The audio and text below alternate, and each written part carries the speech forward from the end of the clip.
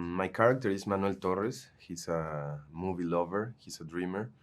And I relate with him right away. I connect with him right away when I read the script the first time, mostly because of the movie loving or love for movies.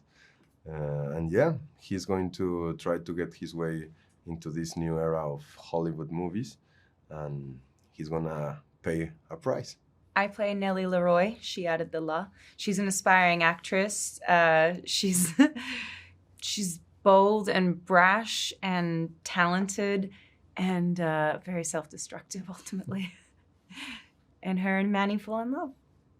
Working with Damien was one of the greatest creative experiences of my life. He is an incredible director. He expects so much from you as an actor, which is just so gratifying to know that you've given everything and know that someone demanded that of you. I loved it. Yeah, and also I think what makes Damien not only that he's a genius, no, and a full artist, like an author, like a movie author, not only a director, is that he takes care of everything, and that it's also with the actors. So he created with me like a relationship and an environment when I felt safe to be curious and to try and to play. And at the same time, as you said, so he knows what he wants and he's going to go for it. So you have to give more than you believe you could ever have done with him. We talked a lot. We talked a lot about movies. We talked a lot about like the feeling of fame and glory.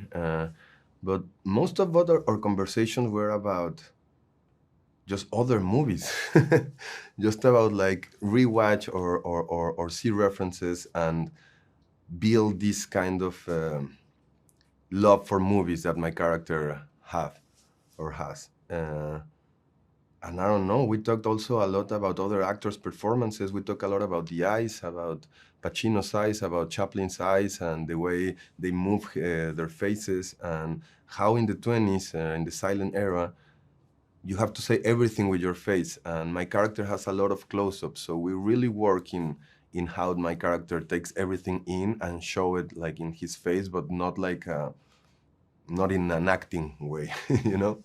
I did lots of things to prepare for Nellie. I did a lot of dance classes, started with West African dancing actually, and loved that. I worked with a clown because, like you said, I was trying to find how to animate without using dialogue.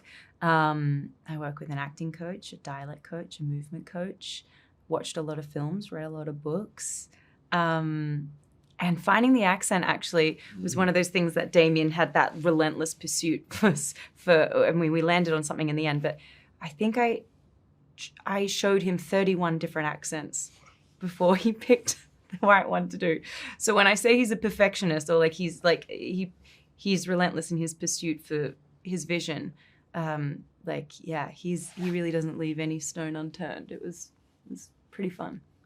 As incredible as the on-screen ensemble is, the behind-the-camera ensemble is even more incredible. You've got Linus as our DOP, who's done Damien's other films, of course, and is just incredible with what he captures. Everyone on his team, too. Flo doing our production design, recreating this time in Hollywood. It's just incredible and not making everything feel like we've seen it before, like a cliche.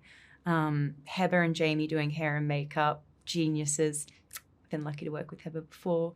And Mary Zoffrey's doing costume design. Again, just great. And all our HODs working together. So, and of course, sorry, there's so many more people to mention. Justin Hurwitz doing music, which is just so defines this movie in a different way. And Tom Cross, the editor, again, finds this like propulsion and this rhythm to this film that is truly spectacular. So, I mean, the group assembled to create everything that you see on screen is the best in class, and are passionate about movies and very passionate about this movie, and I think it shows. I think you said everything, but and I was like, who have I forgotten? Something important is like I could have never done it without them. You know, there's a bunch of people in this movie that was like always supporting me too, and it was just so hard to don't immerse yourself in the sets and in the Babylon universe, but you were seeing like all the work, like the Florencia Martin's work. It was just amazing. Everything was like literally period, or she built something like the same. But I want to say also, like, all the PAs and all the production, like Yeah. everyone. I think like every person in this movie gave everything, like Yeah. everything. And there's no way you can't see that in the movie, because you can see literally like 1,000 hearts put it into create something beautiful. That's so true. Yeah, totally. Everyone poured their blood, sweat, and tears literally into this film. And it shows. It totally shows. And our producers, we didn't even mention You're Matt, right. Mark, and Olivia, who just totally bled for this movie as well. It's a movie like this doesn't happen unless absolutely everyone involved gives everything and more. And yeah, it was a pretty special experience.